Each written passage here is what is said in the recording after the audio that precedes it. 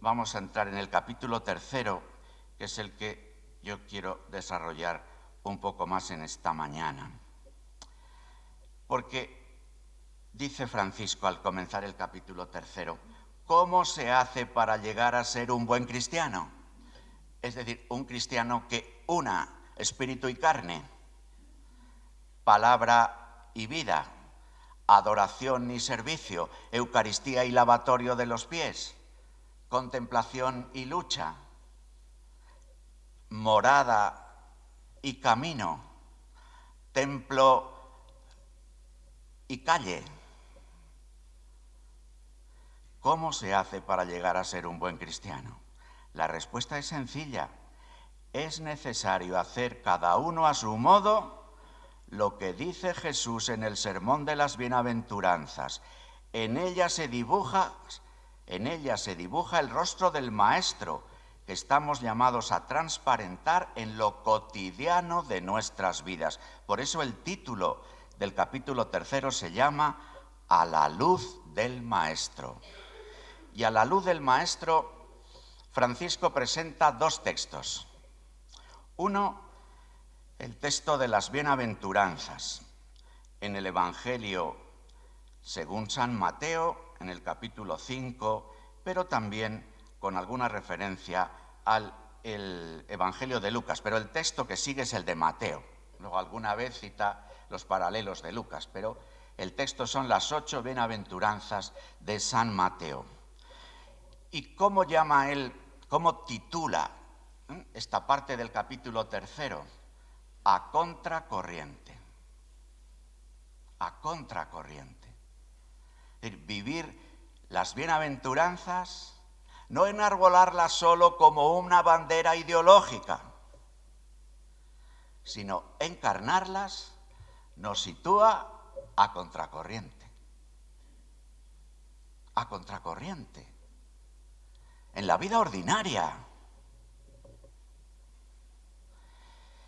Y luego el Papa Francisco utiliza otro texto, que es también en el Evangelio de Mateo, en el capítulo 25, en el que el Señor plantea las obras de misericordia en el juicio de las naciones. ¿Y cómo titula Francisco a esta segunda parte del capítulo 3? El gran protocolo. Hoy estamos aburridos de protocolos. A nada ahora hay un protocolo, ¿verdad, Francisco, Paco? Un protocolo de protección de datos. Vas a Cáritas y la asistente social te saca un protocolo de cómo hay que atender a los pobres. Vas al médico y hay un protocolo de cómo hay que hacer las cosas. En el mundo de la escuela estamos aburridos de protocolos, de cómo tratar a los niños, de cómo no ponerles una mano encima para que no te digan que eres un pederasta. Todo está lleno de protocolos. El Papa Francisco tiene esta habilidad estupenda, ¿no?, de coloquiar con las cuestiones que están en el momento, incluso en la jerga del momento. Y entonces él nos plantea el gran protocolo para ser santos. El gran protocolo, que es hacer las obras de misericordia, vivir con un corazón misericordioso. Acoger la misericordia del corazón de Cristo en el corazón y activarla en las manos, en las relaciones con los demás. Vayamos a la primera parte, a contracorriente. Y a contracorriente, el Papa va comentando cada una de las bienaventuranzas, insisto, en el relato de Mateo 5, 3, 12, y las sitúa en contraste con aspectos que él subraya del mundo actual. Como casi siempre hace Francisco, él dice que con sus textos no trata de ofrecernos una obra acabada del asunto del que se trate, sino de hacer unos subrayados que ayuden a la Iglesia en el momento actual que vivimos. Felices los pobres de espíritu, porque de ellos es el reino de los cielos. A contracorriente, el Evangelio nos invita a reconocer la verdad de nuestro corazón para ver dónde colocamos la seguridad de nuestra vida. ¿Dónde colocamos la seguridad de nuestra vida? El rico se siente seguro con sus riquezas, pero las riquezas no te aseguran nada. Es más, cuando el corazón se siente rico, está tan satisfecho de sí mismo que no tiene espacio para la palabra de Dios, para amar a los hermanos, ni para gozar de las cosas de la vida. La pobreza de espíritu está relacionada, dice el Papa jesuita, con aquella indiferencia que proponía Ignacio de Loyola. Es menester hacernos indiferentes a todas las cosas criadas, a todo lo que es concedido a la libertad de nuestro libre albedrío, y no le está prohibido, de tal manera que no queramos de nuestra parte más salud que enfermedad, riqueza que pobreza, honor que deshonor, vida larga que corta, y por consiguiente en todo lo demás. La pobreza que nos invita a una existencia austera y despojada. Ser pobre en el corazón, esto es santidad. El Papa va a ir terminando casi como en un eslogan cada uno de sus comentarios. A contracorriente, ante las seguridades que podemos poner nosotros en las riquezas que cada cual tiene que traducir, porque pueden ser riquezas personales, pero también riquezas compartidas, institucionales. Es decir, que yo creo que una de las dificultades que tenemos las iglesias que estamos situadas en países ricos es que participamos de riquezas institucionales. Nos hemos acostumbrado a determinadas formas de vida que nos ha asegurado el estado del bienestar, en cuanto a seguridades sanitarias, en seguridades de pensiones, seguridades de los servicios sociales, seguridades educativas, que desde ahí se marca como una precomprensión de la existencia, y a la hora de tomar determinados riesgos nos cuesta, no solo personalmente, sino también comunitariamente. Es decir, para la conversión pastoral que la Iglesia pide hoy a las iglesias, la conversión pastoral que están viviéndose en instituciones como las familias religiosas, por el cambio tan fuerte que estamos viviendo, de número, de situación, de sacar brillo al carisma. Muchas veces el propio ritmo, el peso mismo de nuestras obras, las instituciones de las que formamos parte, nos quitan agilidad para dar determinados pasos. Y no es sencillo. Ser pobre en el corazón, esto es santidad. Felices los mansos, porque heredarán la tierra. Continúa Francisco con el texto de Mateo. En este mundo, desde el inicio, existe la enemistad. Se riñe por doquier. Por todos lados hay odio. Y constantemente clasificamos a los demás por sus ideas, por sus costumbres y hasta por su forma de hablar o de vestir. En definitiva, resume Francisco, en nuestro mundo reina el orgullo y la vanidad. No nos extraña a los que creemos que existe la herida original. No nos extraña, aunque a veces lo olvidamos. A veces hacemos propuestas pastorales o propuestas de acción social, olvidando que existe la herida, olvidando que existe el pecado.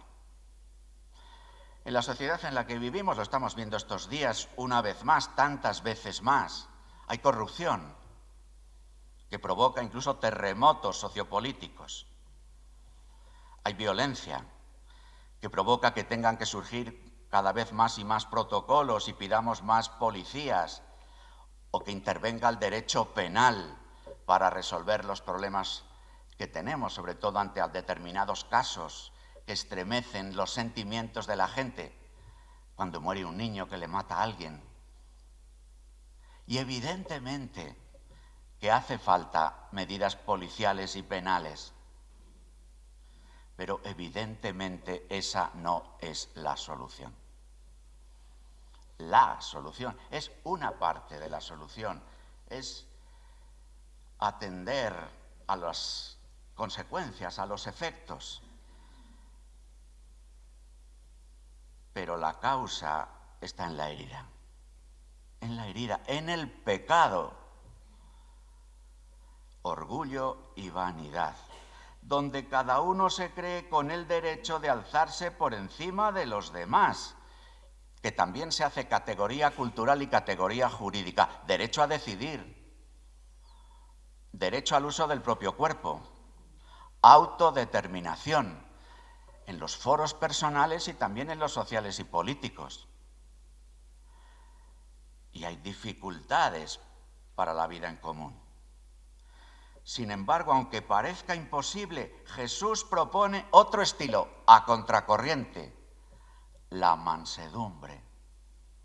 La mansedumbre. Aprended de mí, que soy manso y humilde de corazón. Es lo que él practicaba con sus propios discípulos y lo que contemplamos, incluso cuando entra en Jerusalén y en la cruz. Si vivimos tensos, engreídos ante los demás, terminamos cansados y agotados, porque es como caminar de puntillas, ¿no? Si todo el día caminásemos de puntillas, estaríamos agotados. Solo os propongo que hiciéramos la práctica de volver a la capilla yendo de puntillas. Al llegar a la capilla, bueno, nos sentaríamos diciendo, ¿pero qué es esto de andar de puntillas? Bueno, pues el corazón anda de puntillas. El corazón tocado por la vanidad, el orgullo, la soberbia, tiene tendencia a andar de puntillas. Y se cansa. Y es agresivo. Por su propio querer caminar de puntillas. Si vivimos tensos, engreídos con los demás, terminamos cansados y agotados. Pero cuando miramos sus límites y defectos con ternura y mansedumbre, sin sentirnos más que ellos, podemos darles una mano y evitamos desgastar energías en lamentos inútiles. La caridad perfecta, que es el nombre que la Iglesia da a la santidad, consiste en soportar los defectos de los demás, en no escandalizarse de sus debilidades. La mansedumbre es otra expresión de la pobreza interior de quien deposita su confianza solo en Dios. Reaccionar con humilde mansedumbre, esto es santidad. ¿Recordáis? Ser pobre en el corazón, esto es santidad. Reaccionar con humilde mansedumbre, esto es santidad. A contracorriente de poner la seguridad en las riquezas, a contracorriente de dejarnos llevar por la vanidad, el orgullo y el reclamo solo de los derechos. A contracorriente, en una humilde mansedumbre que se descifra según los maestros de espiritualidad, ¿no?, que vinculan la mansedumbre a la fortaleza. Quien es humilde y manso, hete aquí que es fuerte. A la hora de poder abordar la vida, las relaciones con los demás, el soportar las dificultades, el abordar los conflictos, una sorprendente fortaleza de quien es humilde y manso de corazón. Felices los que lloran, porque ellos serán consolados. A contracorriente, el mundo nos propone lo contrario: el entretenimiento, el disfrute, la distracción, la diversión, y nos dice que eso es lo que hace buena la vida. Ante los problemas, ante la enfermedad, ante el dolor que nos rodea, mira para otro lado. El mundo no quiere llorar, prefiere ignorar las situaciones dolorosas, cubrirlas, esconderlas. Se gastan muchas energías para escapar de las circunstancias donde se hace presente el sufrimiento, creyendo que es posible disimular la realidad donde nunca, nunca, insiste Francisco, puede faltar la cruz. La persona que ve las cosas como son realmente se deja traspasar por el dolor y llora en su corazón.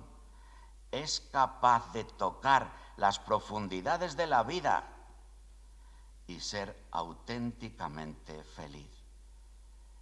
El otro es carne de su carne, no teme acercarse hasta tocar su herida, se compadece hasta experimentar que las distancias se borran. Llorad con los que lloran. Saber llorar con los demás, esto es santidad. Saber ser pobre en el corazón, esto es santidad. Reaccionar con humilde mansedumbre, esto es santidad. Saber llorar con los demás, esto es santidad. A contracorriente, ante las permanentes llamadas a la distracción, a la fiesta que tape los dolores.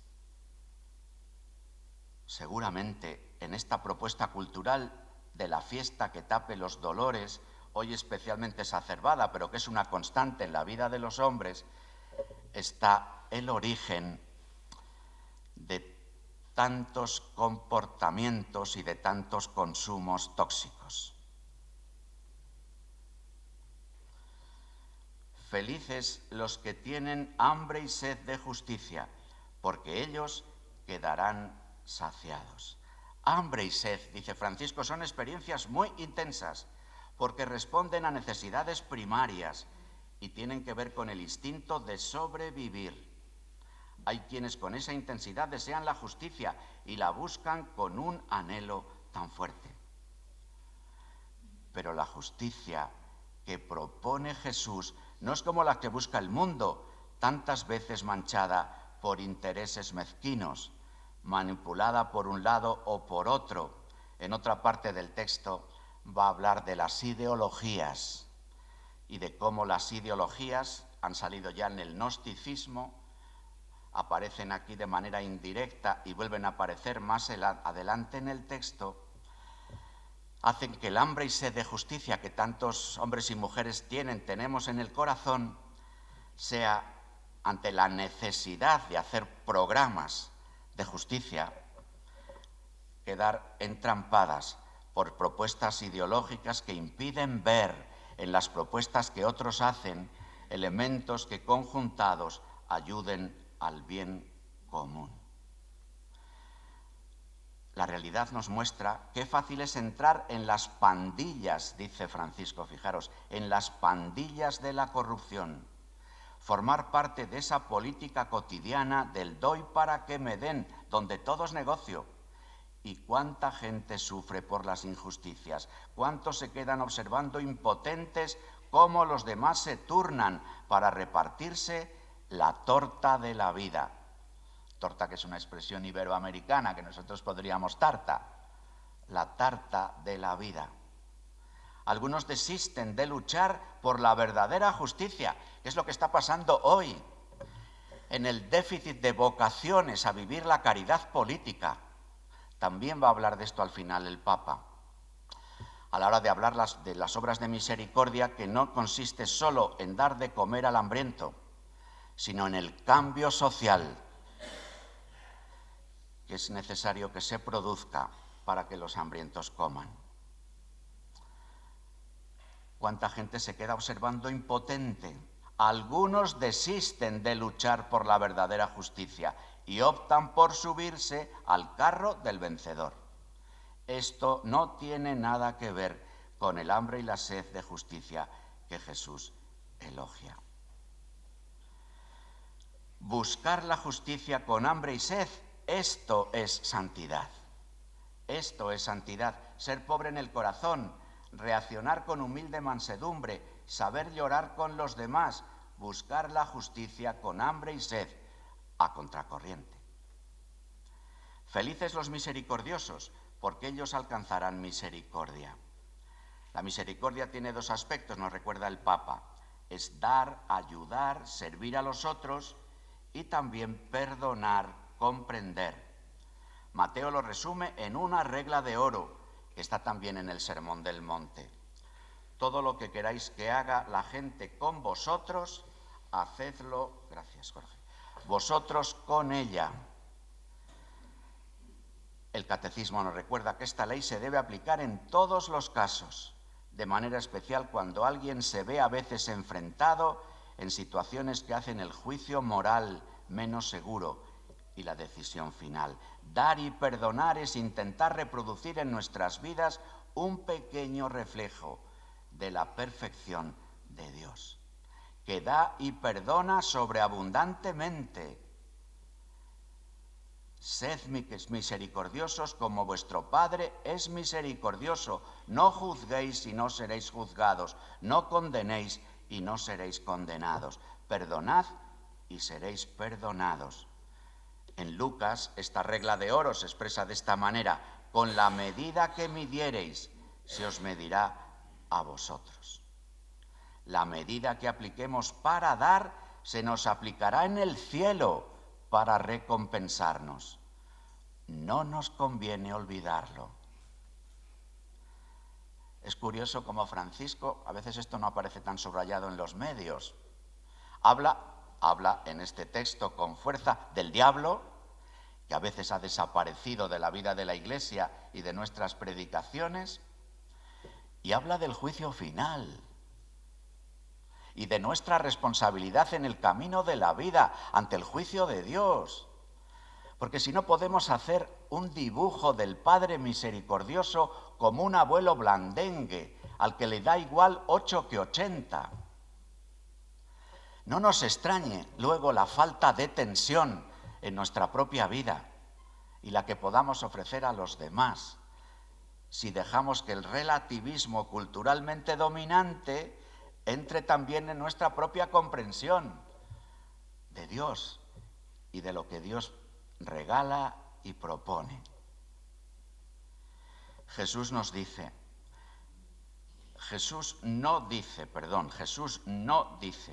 felices los que planean venganza, sino que llama felices a aquellos que perdonan, y lo hacen 70 veces 7.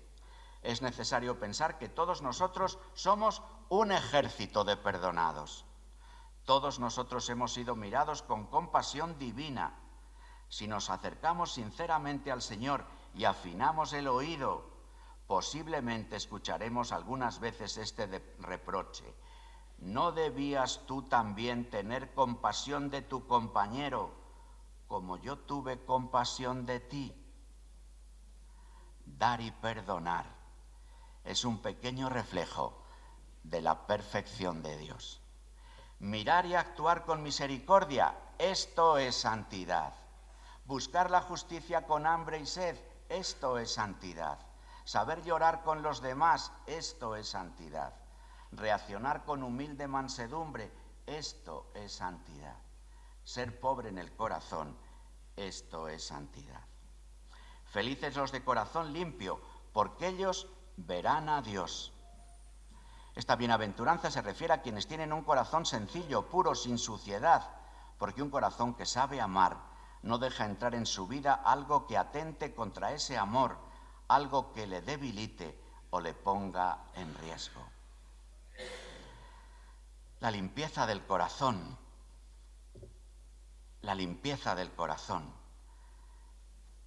que no se queda solo en lo que es cáscara y apariencia, porque uno entrega al hermano lo que brota del corazón. Lo que viene de dentro del corazón es lo que contamina al hombre. De allí proceden los asesinatos, el robo, los falsos testimonios y demás cosas. En las intenciones del corazón se originan los deseos y las decisiones más profundas que realmente nos mueven. Por eso, qué importante es la limpieza del corazón de todo lo que mancha el amor. Cuando el corazón ama a Dios y al prójimo, cuando esa es su intención verdadera y no palabras vacías, entonces ese corazón es puro y puede ver a Dios. Desde ahí, la importancia de la guarda del corazón, de aquello que dejamos que entre en nuestro corazón, por lo que hablamos y escuchamos, por lo que miramos y dejamos de ser mirados, por aquello que cultiva nuestras motivaciones, intenciones, deseos. La limpieza del corazón, que se cultiva en el amor a Dios y al prójimo. Mantener el corazón limpio de todo lo que mancha el amor, eso es santidad. Ser pobre, ser humilde, saber llorar, buscar la justicia, mirar y actuar con misericordia, mantener el corazón limpio de todo lo que mancha el amor, esto es santidad. Fijaros que en la limpieza del corazón, que es un corazón de deseo, juegan un papel importante todo aquello que recibimos que toca la energía del deseo. Es todo lo que tiene que ver con la sexualidad y todo lo que tiene que ver con la agresividad. El Señor ha puesto en nuestro corazón, que es un corazón de deseo, como algo estupendo para amar y para ser fecundos, la sexualidad. Ha puesto en nuestro corazón la agresividad para que podamos luchar, para que podamos vencer los obstáculos de la existencia, para que podamos transformar la realidad. Por eso son energías tan potentes, tan estupendas, pero heridas. Heridas por el pecado. Y no solamente el demonio como el tentador, sino las corporeizaciones demoníacas, que son las estructuras de pecado del mundo en el que vivimos, lo saben bien esto. Por eso las pantallas están llenas de violencia y de sexualidad manchada, que tocan el corazón y que dificultan que seamos limpios de corazón. Felices los que trabajan por la paz, porque ellos serán llamados hijos de Dios. Esta bienaventuranza nos hace pensar que en las numerosas situaciones de guerra que se repiten, para nosotros es muy común ser agentes de enfrentamientos o al menos de malentendidos. Fijaros los ejemplos que pone el Papa. Cuando escucho algo de alguien y voy a otro y se lo digo. E incluso hago una segunda versión, un poco más amplia, que es lo que suele ocurrir. ¿Qué es lo que suele ocurrir? Una segunda versión, un poco más amplia y se lo digo. Y si logro hacer más daño, parece que me provoca mayor satisfacción. El mundo de las habladurías, hecho por gente que se dedica a criticar y destruir. Fijaros, en la bienaventuranza de la paz, el Papa no nos plantea al principio que haya guerras en el mundo. Nos plantea las habladurías, que generan guerras entre vecinos, entre compañeros, entre amigos, entre curas, entre religiosas, en la misma familia, entre esposo y esposa. Escucho algo de alguien y voy a otro y se lo digo y hago una segunda versión un poco más amplia y lo difundo por las redes sociales. Y fíjate tú, los pacíficos son fuente de paz. Construyen paz y amistad social. A esos que se ocupan de sembrar paz en todas partes, Jesús les hace una promesa hermosa. Ellos serán llamados hijos de Dios. Él pedía a los discípulos que cuando llegaran a un hogar dijeran paz a esta casa. Fijaros en la Eucaristía. Nos podemos saludar al principio con la paz esté con vosotros. El Señor nos da su paz. La paz esté con vosotros y luego nos dice, daos fraternalmente la paz. Cordero de Dios que quitas el pecado del mundo, Cordero de Dios que quitas el pecado del mundo, Cordero de Dios que quitas el pecado del mundo, danos la paz. Señor Jesucristo, que dijiste a tus apóstoles, da la unidad y la paz. Y al final de la Eucaristía, id en paz, llevad la paz.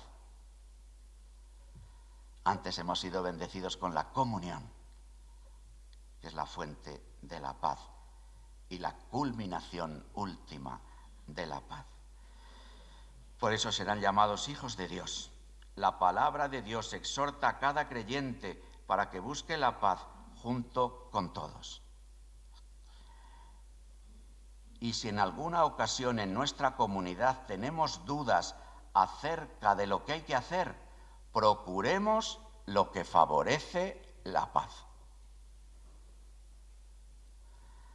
Porque la unidad es superior al conflicto. Dice Francisco que nos recuerda a algo que ya había dicho en Evangelii Gaudium. No es fácil construir esta paz evangélica que no excluye a nadie, sino que integra también a los que son algo extraños, a las personas difíciles y complicadas, a los que reclaman atención, a los que son diferentes, a quienes están muy golpeados por la vida, a los que tienen otros intereses. Es duro y requiere una gran amplitud de mente y corazón. No se trata de un consenso de escritorio o de una efímera paz para una minoría feliz, ni de un proyecto de unos pocos para unos pocos. Tampoco puede ignorar o disimular los conflictos, sino aceptar sufrir el conflicto, resolverlo y transformarlo en el eslabón de un nuevo proceso. Esta es otra cita de Evangelii Gaudium. Sembrar paz en nuestro alrededor, esto es santidad. Avanzamos, felices los perseguidos por causa de la justicia, porque de ellos es el reino de los cielos. Jesús mismo remarca que este camino va a contracorriente, hasta el punto de convertirnos en seres que cuestionan a la sociedad con su vida, personas que molestan. Jesús recuerda cuánta gente es perseguida, y ha sido perseguida sencillamente por haber luchado por la justicia, por haber vivido sus compromisos con Dios y con los demás. Si no queremos sumergirnos en una oscura mediocridad, no pretendamos una vida cómoda, porque quien quiera salvar su vida, la perderá. No se puede esperar para vivir el Evangelio que todo a nuestro alrededor sea favorable. Está alienada una sociedad que en sus formas de organización social, de producción y de consumo hace más difícil la relación de esta donación de sí y la formación de una solidaridad interhumana. La cruz, sobre todo los cansancios y los dolores que soportamos por vivir el mandamiento del amor y el camino de la justicia, es fuente de maduración y de santificación. Pero el Papa no sale al paso, porque no quiere que seamos perseguidos de pacotilla. Pero hablamos de la persecución inevitable, no de la que podamos ocasionarnos nosotros mismos con un modo equivocado de tratar a los demás. Un santo no es alguien raro, lejano, que se vuelve insoportable por su vanidad, su negatividad y sus resentimientos, y además encima dice que es perseguido. No eran así los apóstoles de Cristo. El libro de los Hechos cuenta insistentemente que ellos gozaban de la simpatía de todo el pueblo, mientras algunas autoridades los acosaban y perseguidos. Las persecuciones no son una realidad del pasado, porque hoy también las sufrimos, sea de manera cruenta como tantos mártires contemporáneos, o de un modo más sutil, a través de calumnias y falsedades. Otras veces se trata de burlas que intentan desfigurar nuestra fe y hacernos pasar como seres ridículos. Aceptar cada día el camino del Evangelio, aunque nos traiga problemas, esto es santidad. Ser pobre en el corazón, reaccionar con humilde mansedumbre, saber llorar con los demás, buscar la justicia con hambre y sed, mirar y actuar con misericordia, mantener el corazón limpio de todo lo que mancha el amor, sembrar paz a nuestro alrededor, aceptar cada día el camino del Evangelio aunque nos traiga problemas, esto es santidad. La segunda y más breve parte de este capítulo tercero la titula el Papa así: el gran protocolo. Jesús vuelve a detenerse en las bienaventuranzas, desde la bienaventuranza de felices los misericordiosos. Porque tuve hambre y me disteis de comer, tuve sed y me disteis de beber, fui forastero y me hospedasteis, estuve desnudo y me vestisteis, enfermo y me visitasteis, en la cárcel y vinisteis a verme. Este es el gran protocolo. Primero, por fidelidad al Maestro. Sed santos no significa solo blanquear los ojos en un supuesto éxtasis. En esta parte del capítulo 3 es donde el Papa insiste con extraordinaria fuerza en unir santidad, vivir a la luz del Maestro, llevar los sentimientos de su corazón en el nuestro y acción en las obras de misericordia. El texto de Mateo 25 no es una simple invitación a la caridad, es una página de cristología que ilumina el misterio de Cristo. En esta llamada a reconocerlo en los pobres y sufrientes se revela el mismo corazón de Cristo, sus sentimientos y opciones más profundas, con las cuales todo santo intenta configurarse. Ante la contundencia de estos pedidos, dice Francisco, de Jesús, es mi deber rogar a los cristianos que los acepten y reciban con sincera apertura, sin eglosa, que es una expresión que aparece en otro texto del Papa, de estos solemnes, sin interpretaciones, sin comentarios, sin elucubraciones y excusas que les quiten fuerza. Cuando encuentro a una persona durmiendo a la intemperie, sigue escribiendo Francisco, en una noche fría, puedo sentir que ese bulto es un imprevisto que me interrumpe, un delincuente ocioso, un estorbo en mi camino, un aguijón molesto para mi conciencia, un problema que deben resolver los políticos y quizá hasta una basura que ensucia el espacio público. O puedo reaccionar desde la fe y la caridad y reconocer en él a un ser humano con mi misma dignidad, a una criatura infinitamente amada por el Padre, a una imagen de Dios, a un hermano redimido por Jesucristo. Eso es ser cristianos, exclama Francisco. ¿O acaso puede entenderse la santidad al margen de este reconocimiento vivo de la dignidad de todo ser humano? Esto implica para los cristianos una sana y permanente insatisfacción. Aunque aliviar a una sola persona ya justificaría todos nuestros esfuerzos, eso no nos basta. Es necesario buscar un cambio social.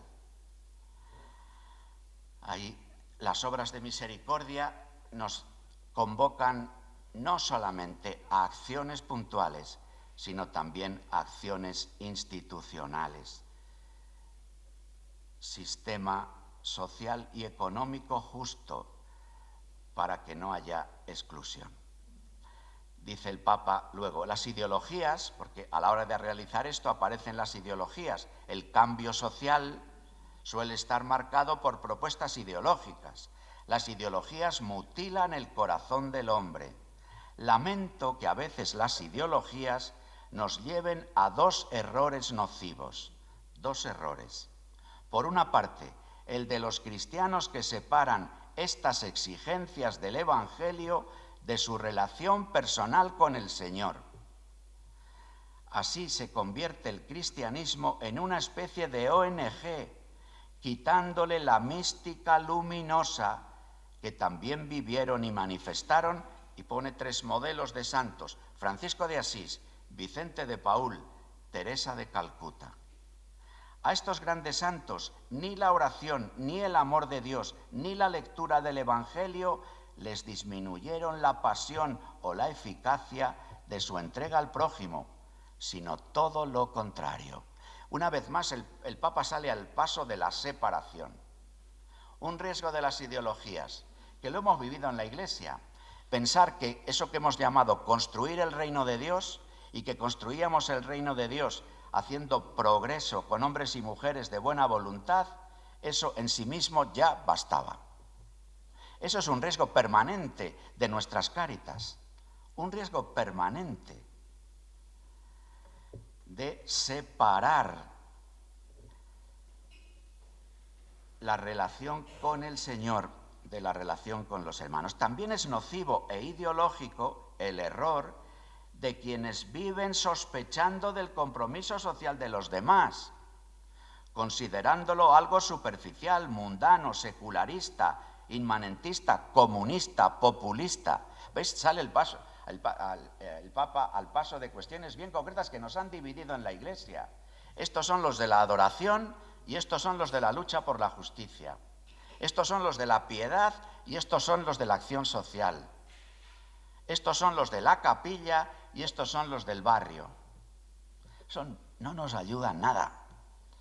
Y por otra parte, destruye la propuesta cristiana en su mismo interior. Dos errores: separar lo que son exigencias del Evangelio de la relación personal con el Señor. Pone ejemplos bien concretos. La defensa del inocente que no ha nacido debe ser clara, firme y apasionada, porque allí está en juego la dignidad de la vida humana, siempre sagrada, pero igualmente sagrada es la vida de los pobres que no han nacido, que se debaten en la miseria, el abandono, la postergación, la trata de personas.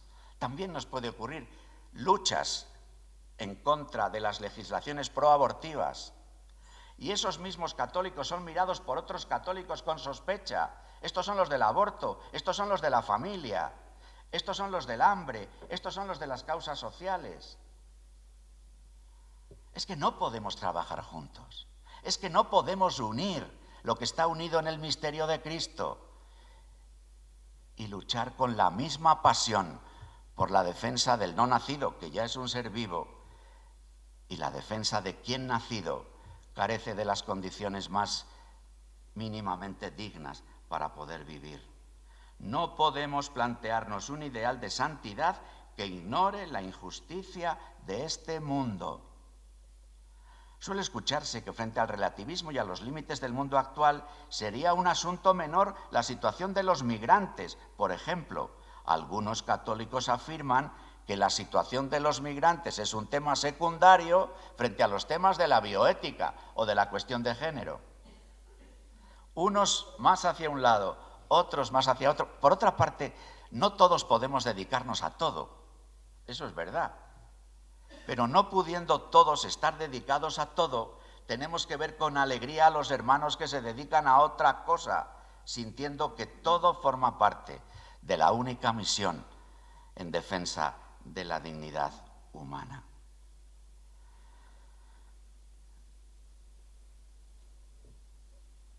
El culto que más agrada, y vamos terminando, el culto que más le agrada a Dios es precisamente este, ¿no? El culto de la entrega cotidiana de amor. La oración es preciosa si alimenta una entrega cotidiana de amor. Quien de verdad quiera dar gloria a Dios con su vida, quien realmente anhele santificarse para que su existencia glorifique al santo, está llamado a, fijaros qué palabras, obsesionarse, desgastarse y cansarse viviendo las obras de misericordia. Dice el Papa, intentando vivir las obras de misericordia. Será difícil que nos ocupemos y dediquemos energías a dar una mano a los que están mal si no cultivamos una cierta austeridad, si no luchamos contra esa fiebre que nos impone la sociedad de consumo para vendernos cosas y que termina convirtiéndonos en pobres insatisfechos que quieren tenerlo todo y probarlo todo. También el consumo de información superficial y las formas de comunicación rápida y virtual. En medio de esta vorágine actual, el Evangelio vuelve a resonar para ofrecernos una vida diferente. Fijaros, una vida más sana, dice Francisco, una vida más feliz. La santidad como una propuesta de vida diferente, a contracorriente, como una propuesta de vida más sana, como una propuesta de vida más feliz. Así acaba el capítulo 3. Quiero terminar resaltando lo que el Papa llama en el capítulo 4 algunas notas de la santidad en el mundo actual. Algunas notas de la santidad en el mundo actual. El Papa quiere subrayar 5 aspectos porque ve estos 5 aspectos en el mundo de hoy. Lo leo sin más y terminamos. La cultura de hoy nos sitúa en una ansiedad nerviosa y violenta que nos dispersa y nos debilita. Por eso, la primera de las grandes notas de la santidad hoy es estar centrado y firme en torno a Dios, que ama y sostiene, que nos dé un corazón humilde, al que solo se llega a través de humillaciones. Fijaros esto, que es un poco fuerte, pero que está en la tradición de la Iglesia con especial fuerza. Valdría leer a Juan de la Cruz y a Teresa de Jesús. No podemos pensar en llegar a la humildad sin pasar por humillaciones. Otra nota de la cultura actual, la negatividad y la tristeza. Por eso una nota de la santidad hoy tiene que ser la alegría y el sentido del humor. No estoy hablando de la alegría consumista e individualista, sino esta alegría que brota del encuentro con el Señor y con los hermanos. Además de la ansiedad nerviosa y violenta, de la negatividad y la tristeza, una palabra que Francisco ha rescatado de la tradición espiritual y que nos dice muchas veces, la acedia. La acedia, que es la pereza tristona. La acedia, que es estar cansados antes de salir a trabajar. La acedia, que es al mismo tiempo pereza y melancolía, pereza y desánimo, pereza y no encontrar resortes donde poder vencerla. Por eso, una nota de la santidad hoy es el fervor y la audacia, el empuje evangelizador que deje una marca en este mundo. Otra nota de la cultura actual, el individualismo. Por eso el camino de la santidad se hace en comunidad. En comunidad. Luchar contra la propia concupiscencia y contra las asechanzas y tentaciones del demonio y del mundo egoísta, si estamos aislados, es imposible. En comunidad, de dos en dos. Esto nos cuesta a todos los niveles. La afirmación tan fuerte que se hace hoy de los derechos de cada uno, del derecho a decidir de cada uno, de la autonomía de cada uno, de respetar los sentimientos de cada uno, nos está haciendo muy individualistas. También desde ahí bastante solos y en el final del recorrido bastante tristes.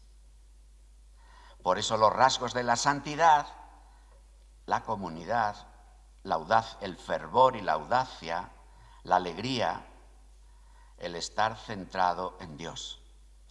Otra de las características, la última, falsas espiritualidades sin encuentro con Dios. Por eso, en oración constante, en oración y adoración. Fijaros, el Papa que nos ha estado hablando al hablar del gran protocolo en las obras de misericordia, en el encuentro con los demás, dice aquí, oración y adoración. El encuentro con Jesús en las Escrituras nos lleva a la Eucaristía, donde esa misma palabra alcanza su máxima eficacia, porque es presencia real de que es la palabra viva. Allí el único absoluto recibe la mayor adoración que puede darle esta tierra, porque es el mismo Cristo quien se ofrece. Y cuando lo recibimos en la comunión, renovamos nuestra alianza con Él y permitimos que realice más y más su obra transformadora. Lo dejamos aquí.